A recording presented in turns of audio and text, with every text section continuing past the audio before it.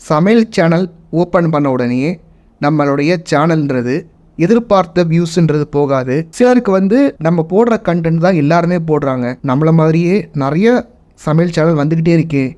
எப்படி இந்த க்ரௌடுக்குள்ளே இந்த நாய்ஸ்குள்ளே நம்ம எப்படி தனியாக தெரிகிறது அப்படின்னு உங்களுக்கு ஒரு கேள்விகள் இருக்கலாம். நான் ஒரு சேனலை வெறும் 3 மாதத்தில் வாரத்தில் 2 வீடியோ போட்டு சேனலை மானிட்டைஸ் பண்ணியிருக்கேன். இப்போது அந்த சேனல் 2.5K சப்ஸ்கிரைபர்ஸை நோக்கி போயிட்டுருக்கு. ஒரு குக்கிங் சேனல் தான். அது எப்படி க்ரோ பண்ணேன், அதில் என்னென்ன ஸ்ட்ராட்டஜிகள்லாம் நான் ஃபாலோ பண்ணேன் அப்படின்றத உங்களுக்கு நான் சொல்கிறேன். இந்த டெக்னிக்ஸை நீங்கள் ஃபாலோ பண்ணிங்க அப்படின்னா உங்களுடைய சமையல் சேனலையும் நீங்கள் பூஸ்ட் பண்ணலாம்.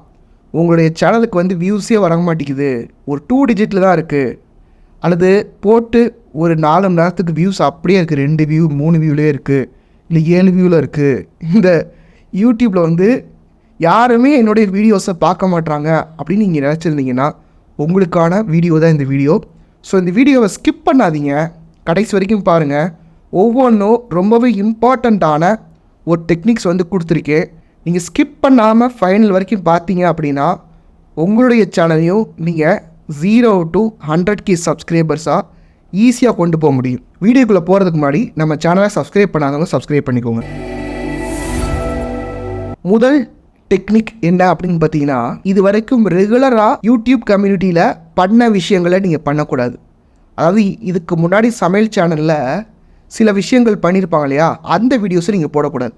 எப்படி நான் சொல்கிறேன், அதாவது சாம்பார், ரசம், கூட்டு, பொரியல்லே ஒரு கேரட் பொரியல், பீன்ஸு பொரியல், கத்திரிக்காய் பொரியல். இப்போ பார்த்தீங்கன்னா இது எல்லாருக்குமே தெரிஞ்ச ஒரு விஷயம்.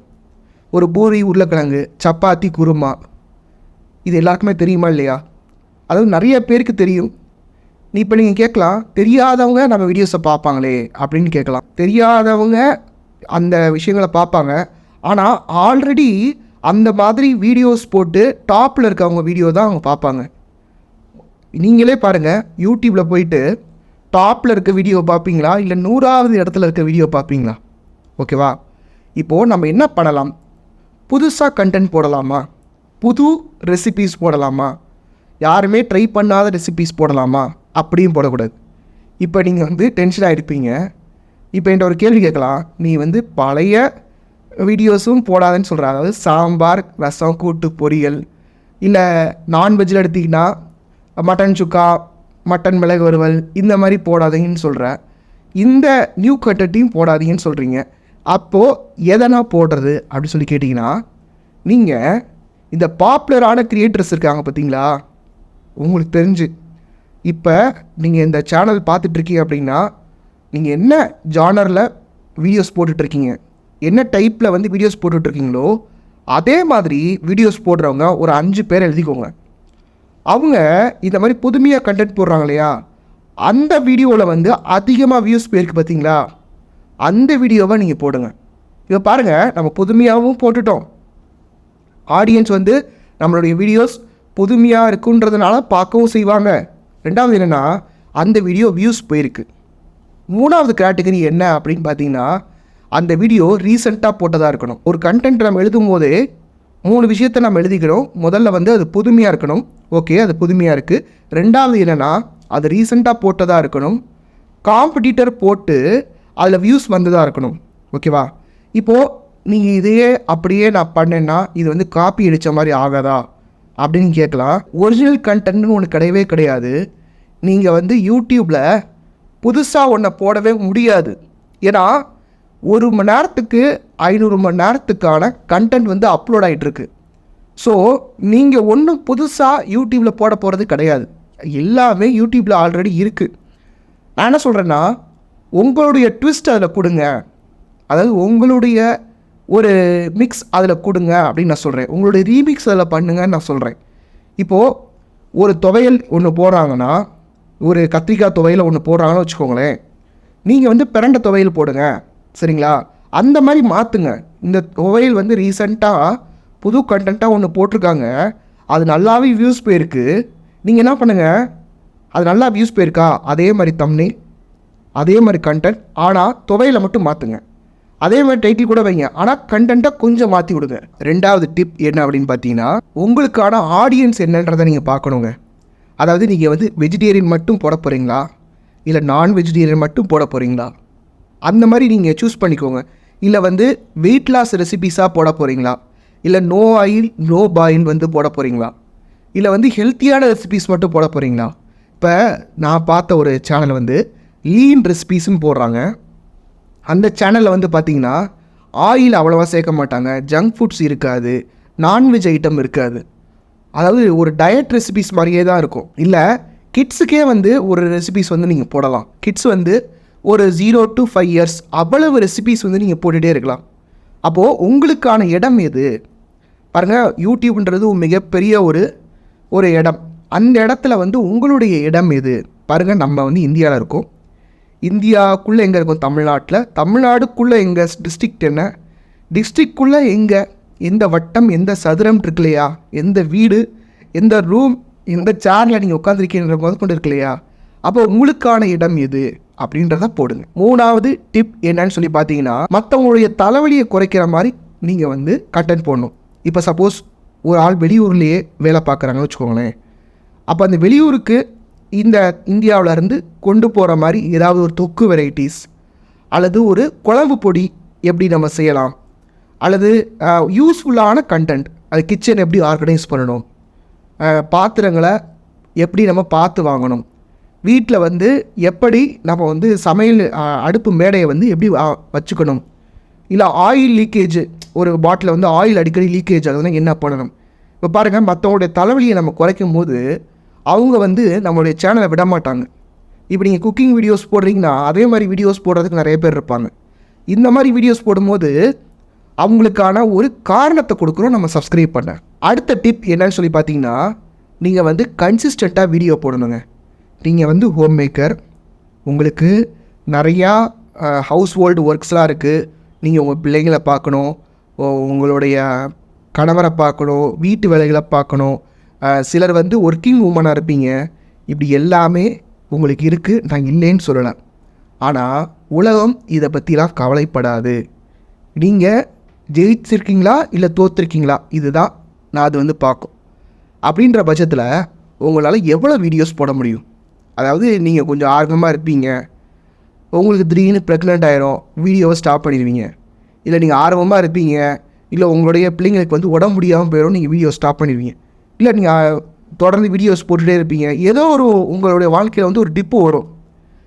அந்த டிப்பில் நீங்கள் எவ்வளோ ஸ்ட்ராங்காக இருக்கீங்க அப்படின்றது தான் உங்களை வெற்றியாளராக தீர்மானிக்க போகுது. அப்போ நீங்கள் என்ன பண்ணணும், வீக்லி ஒரு டைம் செட் பண்ணுங்கள். அந்த டைமுக்குள்ளே நம்ம இந்த வீடியோ தான் எடுக்க போகிறோம். யூடியூபுக்குன்னு நீங்கள் எடுத்து வைங்க. அதாவது காலையில் 10 to நைட்டு 10 மணி வரைக்கும் உங்களுக்கு வேலை இருக்குது. எனக்கு தெரியல, 6 மணி கூட இருக்கலாம்.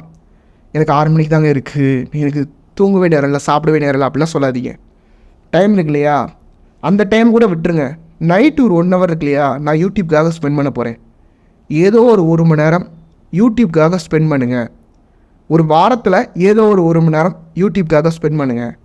கன்சிஸ்டண்ட்டாக வீடியோ போடுங்க. நிறைய பேர் பண்ணுற தப்பு இதுதான். தொடர்ந்து வீடியோ போட்டுகிட்டே இருப்பாங்க, நடுவில் ஸ்டாப் பண்ணிடுவாங்க. இது ஹோம் மேக்கர்ஸ் நிறைய பேர் பண்ணுற தப்பு. உங்களால் எவ்வளோ வீடியோ முடியும் ரியலிஸ்டிக்காக திங்க் பண்ணுங்கள். என்னால் இவ்வளோ தான் முடியும் அப்படின்னு நினச்சிட்டிங்கன்னா அந்த வீடியோ மட்டும் போடுங்க. அதாவது மற்றவங்களாம் நிறையா டெய்லி போடுறாங்களே அப்படின்னு நினச்சிட்டுலாம் நீங்கள் போடாதீங்க. எப்போ போடணும்னு கேட்டிங்கன்னா சனி ஞாயிறுக்குள்ளே போடுங்க. இப்போ நீங்கள் டெய்லி போடுறீங்கன்னா ஒன்றும் பிரச்சனை இல்லை. வீக்லி ஒரு வீடியோ 2 வீடியோ தான் எடுக்கிறீங்க அப்படின்னா சனி ஞாயிறு போடுங்க. ஏன்னா சனி ஞாயிறு எல்லாருமே வீட்டில் இருப்பாங்க. அடுத்த டிப் என்ன அப்படின்னு சொல்லி பார்த்தீங்கன்னா, உங்களுடைய தம்ப்நெயிலை நீங்கள் பெட்டராக போடணுங்க. தம்ப்நெயிலை வந்து சூப்பராக போடணுங்க. தம்ப்நெயில் தாங்க முக்கியம். உங்களுடைய யூடியூப் சேனலுக்கு தம்ப்நெயில் தான் முக்கியம். இப்போ தம்ப்நெயிலை எப்படி பண்ணலான்ற ஒரு வீடியோவை, டெடிக்கேட்டடான ஒரு வீடியோ நான் போட்டிருக்கேன். மேலே எங்கேயாவது நான் வந்து ஸ்க்ரீன்ஷாட் போடுறேன். இந்த வீடியோவை முடிச்சுட்டு நம்ம சேனலில் போயிட்டு அந்த தம்ப்நெயில் வீடியோ போய் பாருங்கள். சமைத்த உணவு இருக்குன்னு வச்சுக்கோங்களேன். அந்த உணவை வந்து சாதாரணமாக வைக்கிறதுக்கும் அடியில் வந்து ஒரு கிண்ணம் வச்சு வைக்கும்போது கொஞ்சம் அட்ராக்டிவாக இருக்கும். இப்போது நீங்கள் வந்து அட்வர்டைஸிங் வீடியோஸ்லாம் பார்த்தீங்க அப்படின்னா, ஒரு ஆப்பிள் இருக்குன்னா அப்படியே ஆப்பிளை நம்ம பார்த்தோம்னா நம்ம வந்து அப்படி சாப்பிட மாட்டோம். ரியாலிட்டி வந்து அப்படி இருக்காது. ஆனால் அட்வர்டைஸிங் வேர்ல்டில் என்ன பண்ணுவாங்கன்னா, அந்த ஆப்பிள் மேலே லைட்டாக ஸ்ப்ரே பண்ணுவாங்க. அப்போ அது ஃப்ரெஷ்ஷாக இருக்கிற மாதிரி இருக்கும். இந்த மாதிரி டெக்னிக்ஸ்லாம் நீங்கள் ஃபாலோ பண்ணணும். அதாவது உங்களுடைய பேக்ரவுண்ட் இருக்குது பார்த்தீங்களா, அந்த பேக்ரவுண்டை ஈவனாக இருக்கிற மாதிரி மெயின்டைன் பண்ணுங்கள்.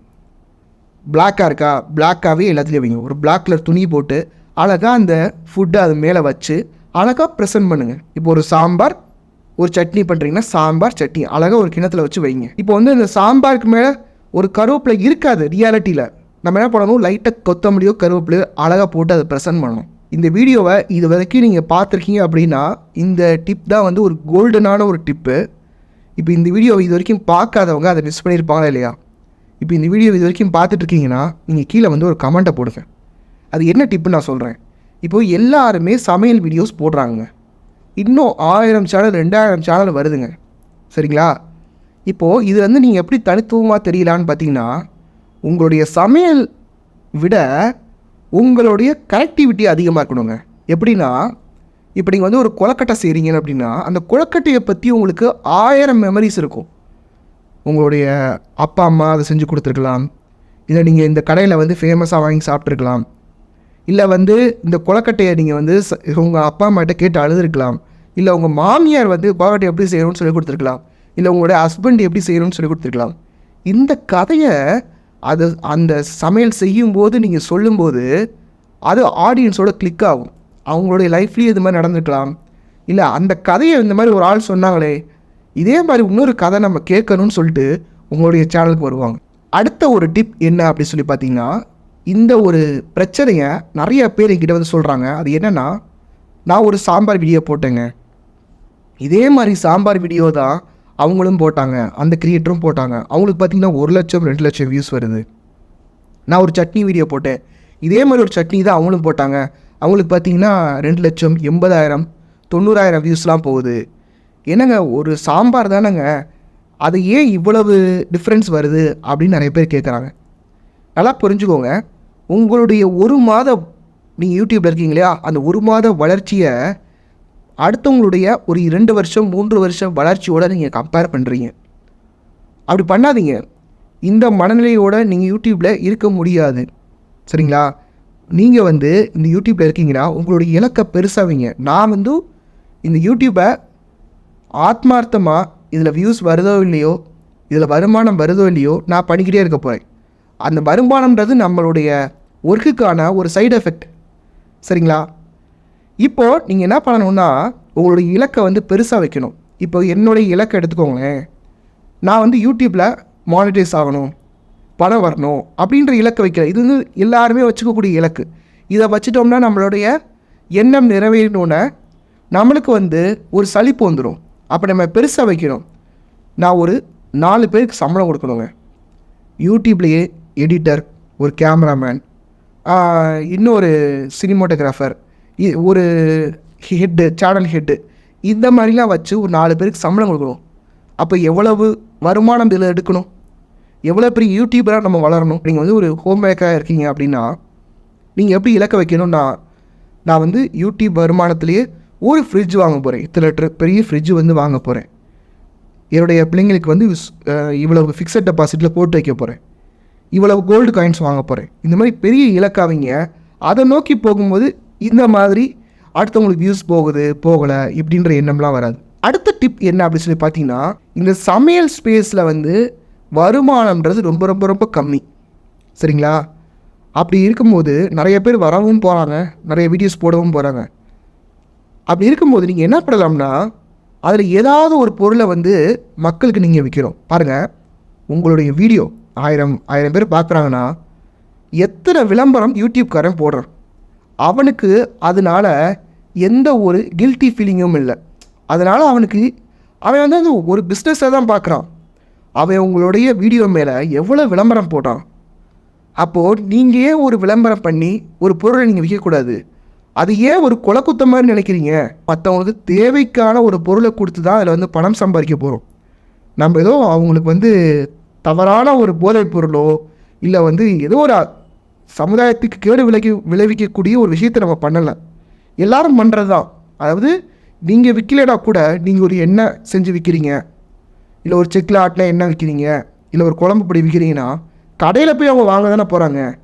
அதுக்கு நீங்கள் ஒரு வீடியோவில் அதை வந்து சொல்லும்போது உங்கள்கிட்ட வாங்கிட்டு போகிறாங்க, அவ்வளோதான விஷயம். நிறைய பேர் என்ன நினைக்கிறாங்கன்னா, இது நம்ம செஞ்சோம்னா நம்மளை வந்து தப்பாக நினைப்பாங்க.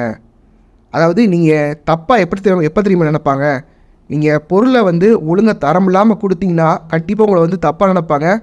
உங்களை வந்து நீங்கள் அப்படியே கீழே போகிறதுக்கான வாய்ப்பு இருக்குது. உங்களை இறக்கி விட்ருவாங்க. எந்த இடத்துல வச்சாங்களோ அங்கே இறக்கி விட்ருவாங்க. அதுக்குன்னே ஒரு வீடியோ போடாதீங்க. வீடியோ போட்டுட்டு வீடியோடைய எண்டிங்லேயோ இல்லை ஸ்டார்டிங்லேயோ இல்லை நடுவுலையோ உங்களுடைய ப்ராடக்டை பற்றி சொல்லுங்கள். 2000 பேர் 3000 பேர் பார்க்குறாங்க. அதாவது உங்களுடைய சேனல் மானிட்டைஸ் ஆகலைன்னா கூட உங்களால் இதை வச்சு சம்பாதிக்க முடியும். ஒன்றும் இல்லை, ஒரு ஜிபே நம்பர், ஒரு வாட்ஸ்அப் நம்பர், இது இருந்தால் போதுங்க. அடுத்த டிப் என்ன அப்படி சொல்லி பார்த்தீங்கன்னா, யூடியூபர்ஸ் பண்ணுற தவறுகளை நீங்கள் பண்ணக்கூடாதுங்க. புதிய யூடியூபர்ஸ் ஒரு 5 முக்கியமான தவறுகள் வந்து பண்ணுறாங்க.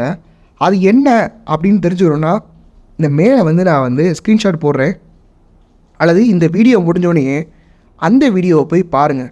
அந்த வீடியோவில் பண்ணுற தவறுகள் எதுவுமே நீங்கள் பண்ணாமல் இருந்தீங்களே போதும், உங்களுடைய சேனலும் க்ரோ ஆகும். ஃபைனலாக நீங்கள் இந்த வீடியோவுக்கு கீழே நீங்கள் வந்து ஒரு சமையல் யூடியூபரா இல்லை வேறு என்ன சேனல் வச்சுருக்கீங்க அப்படின்றத கமெண்ட் பண்ணுங்கள். உங்களுக்கு ஏதாவது டவுட்ஸ் இருந்ததுன்னா கீழே வந்து கமெண்ட் பண்ணுங்கள். என்னால் முடிஞ்ச அளவுக்கு நான் ரிப்ளை பண்ணுறேன். நான் வந்து எல்லா கமெண்ட்டையும் ரீட் பண்ணுவேன், எல்லா கமெண்ட்டுக்குமே ரிப்ளை பண்ணுவேன்.